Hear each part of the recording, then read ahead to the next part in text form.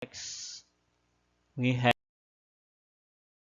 network software as the third type of software. Network software includes software that enables communication and data exchange across networks. Example of which are the web servers, email clients, and chat application. Web servers, ito na yung unang pinakita ko sa inyo kanina na nandito sa may types of software. Yung mga pinakita ko doon sa baba niya. I am not quite sure of those names. Ano? So, dito tayo sa email clients. We have the Google Mail. Ano? Ito yung pinaka-common na ginagamit natin, si Google Mail. And then, for chat applications, so ito yung mga examples natin.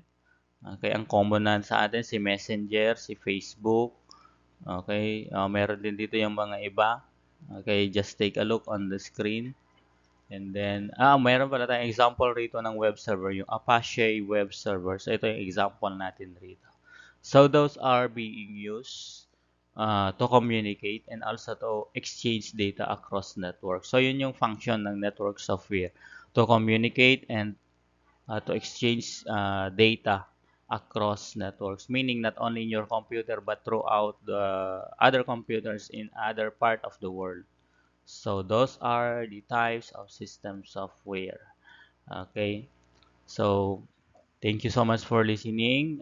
With regards to the questions, just raise in the class GC, and I will share you later on the online quiz. Okay. Good day.